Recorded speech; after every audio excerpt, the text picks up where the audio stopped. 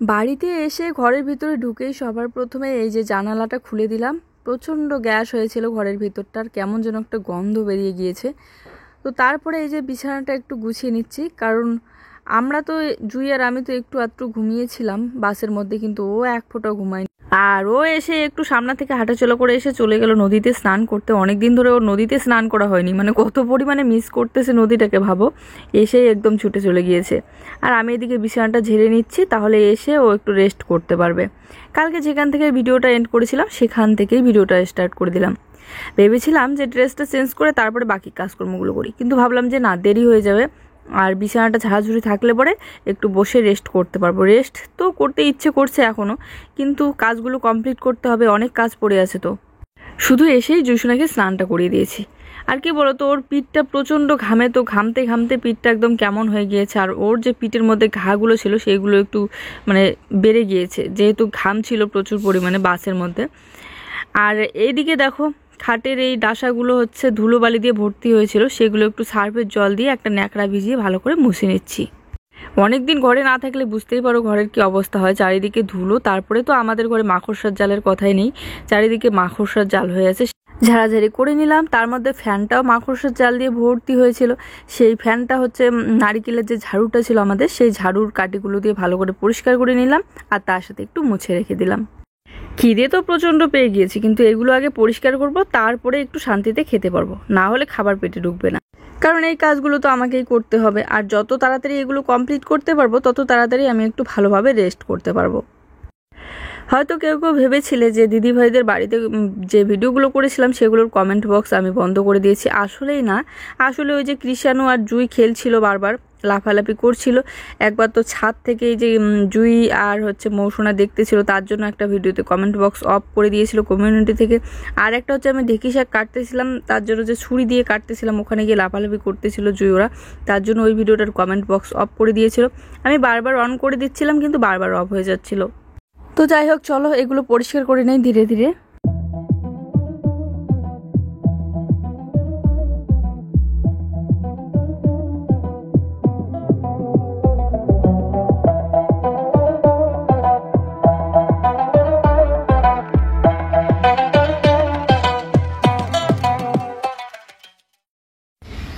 তো এসেই কিছু কিছু প্রয়োজনীয় জামা কাপড় এগুলো ধুয়ে দিলাম, মেলে দিয়ে আসবো।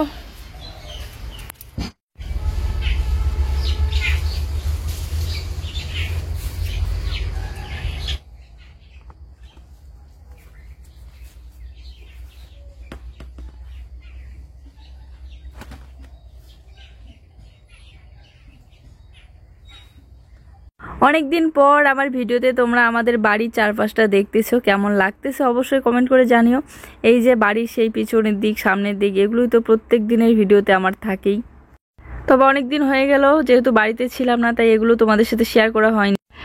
অনেক দিন বাড়িতে না থাকলে কিন্তু যেমন কাজগুলো বেড়ে যায়, তেমনি কিন্তু অনেক দিন পর কোথাও থেকে বাড়িতে আসার পর বাড়িতে ঢোকার সাথে সাথে আনন্দটাই আলাদা হয়। 4.5 বছর হতে চললো এই বাড়িটার মধ্যেই কাটিয়েছি, কোথাও বেশি একটা দূরে যাওয়া হয়নি। গেলে তো এই বাবার বাড়ির ওখানটায় যেতাম, আর দূরে সেরকম কোথাও যাওয়া হয়নি। মাসি শাশুড়ি, পিসি শাশুড়ি বাড়ি তো কাছাকাছি, তো ওখানে যেতাম আর কি। আর গেলেও খুব তাড়াতাড়ি চলে আসতাম। 4.5 বছরের মধ্যে এই প্রথমবার দূরে কোথাও গিয়ে এত দিন থেকে আসলাম।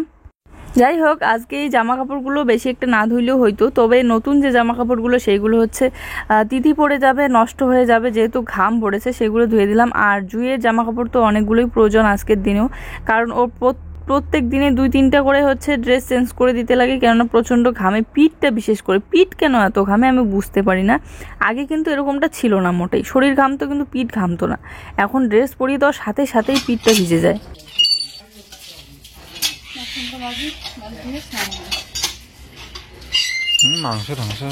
তো এসেই সেই লেগে পড়েছি কাজে, একদমে একটানা কাজ করেই যাচ্ছি। এই যে এখন বাসনপত্রগুলো সব মাজা দেওয়া করবো, অনেকদিন এগুলো মানে এগুলো ইউজ করা হয়নি, তো এগুলো ভালোভাবে পরিষ্কার করে নিতে হবে। আর চেঞ্জ করা হইলো না, আর ড্রেসটা চেঞ্জ করলাম না, ভাবলাম কাজগুলো যেহেতু করতেছি সব একবারে কমপ্লিট করে তারপরে স্নানটা সেরে নেব।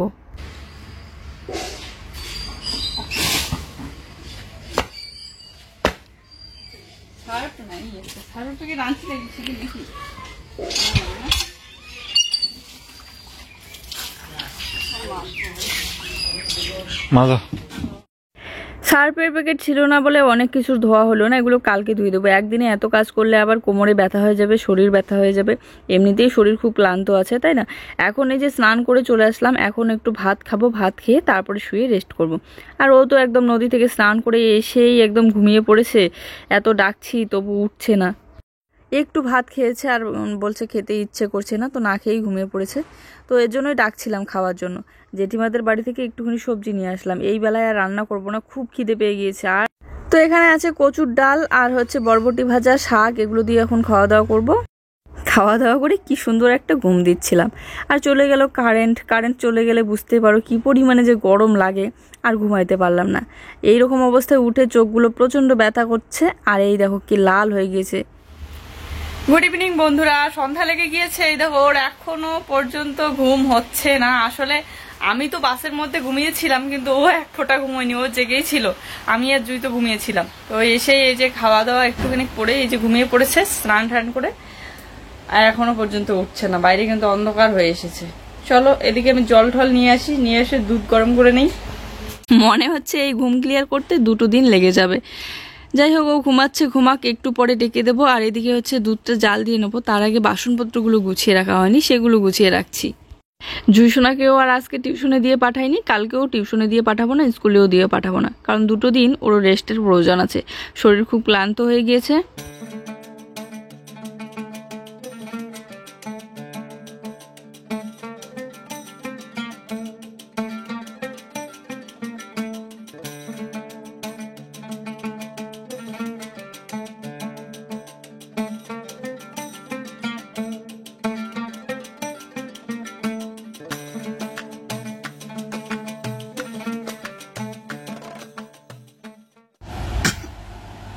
খাচ্ছ না? জুই খাচ্ছে দুধ দিয়ে বিস্কিট। আমি এদিকে সব কাজকর্ম কমপ্লিট করলাম, জল ঠল নিয়ে এসে রেখে দিলাম এই যে বোতলের মধ্যে ভরে ভরে। কারেন্টটা যে কি শুরু করে দিল আজকে, খুব কারেন্ট ডিস্টার্ব দিচ্ছে, বারবার যাচ্ছে। একটু পর এই সাউন্ড একটু কমাও না, সাউন্ড কমাও, কপিরাইট চলে আসবে। তো আমার ভাত রান্না হয়ে গিয়েছে একদম, এখন ভাতের মাঠটা ছেঁকে নেবো। আর এদিকে দেখো বই কচু নিয়ে এসেছে, আর হচ্ছে আলু নিয়ে এসেছে, আর এখানে নিয়ে এসেছে মাংসটা এখনো বের করা হয়নি। মাংস বানাবো ভাবছিলাম কারেন্ট আসুক তারপরে বানাই, কিন্তু কারেন্ট খুব ডিস্টার্ব করতেছে। আর এখানে পেঁয়াজ তো আছে, আবার পেঁয়াজ নিয়ে আসছো। কচু, কাঁচা লঙ্কা, আলু সবকিছু এই গামলাটার মধ্যে ঢেলে রেখে দিলাম। আর কি বলতো, কচুটা তো আজকে বানাবো না, কচুটা বানাবো কালকে, আজকে মাংসটা বানাবো। কিন্তু মাংস বানাতে আজকে একদম ইচ্ছে করছিল না। একদিকে তো অন্ধকার, কারেন্ট নেই, তার মধ্যে হচ্ছে গরম প্রচুর পরিমাণে, তার মধ্যে শরীর ক্লান্ত, ঘুম ক্লিয়ার হচ্ছে না। তো এর জন্য রান্না করতে একদমই ইচ্ছে করছিল না। এই কোনো রকম আর কি রান্না করেছিলাম, কিন্তু রান্নাটা বেশি একটা ভালো হয়নি আজকের। তারপরে তো খাওয়া দাওয়া করে ঘুমিয়েছিলাম, কিন্তু সারা রাত নাকি কারেন্ট ছিল না। তারপর দিন সকালবেলা ঘুম থেকে উঠে সবার কাছে শুনি যে কারেন্ট ছিল না সারা রাত। আর আমি তো টেরই পাইনি, আমি কেন, জুইয়ের পাপাও টের পাইনি একদম, যে কারেন্ট ছিল না। গরমের মধ্যে আমরা ঘুমাচ্ছিলাম। যাই হোক, আমরা তো ঘুমিয়েছিলাম, কিন্তু কেউ ঘুমাইতে পারিনি গরমের কারণে। তো মাংসটা ধুয়ে নিলাম, এখন রান্না করব। আজকের রান্না ছিল সব থেকে বাজে রান্না, মানে কি বলবো, মশলা তো বাটাবাটি করেছে ঠিকই, কিন্তু ওই যে মন ছিল না একদম রান্নাতে, মনে হচ্ছিল কখন একটু বিছানায় শুয়ে শুয়ে ঘুমিয়ে পড়ি। এদিকে ঘামতে ঘামতে রান্নাটা সেরে নিচ্ছি, এই আর কি। চলো আজকের এই ছোট্ট ভিডিওটা ছিল এই পর্যন্তই। সবাই ভালো থেকো, সুস্থ থেকো, সবার জন্যই রইলো অনেক অনেক ভালোবাসা। দেখা হচ্ছে নতুন একটি সুন্দর ভিডিওর সাথে। আর যারা যারা আমাদের চ্যানেলে নতুন, প্লিজ চ্যানেলটিকে সাবস্ক্রাইব করে দিও, আর পাশে থাকা বেল নোটিফিকেশনে ক্লিক করে অল করে দিও, তাহলে আমাদের নতুন নতুন ভিডিও আপলোড করার সাথে সাথে সবার প্রথমে পৌঁছে যাবে তোমাদের কাছে। ভিডিওটি ভালো লাগলে অবশ্যই লাইক, কমেন্ট আর শেয়ার করে দিও। Tata, bye, good night. দেখা হচ্ছে নতুন একটি সুন্দর ভিডিওর সাথে।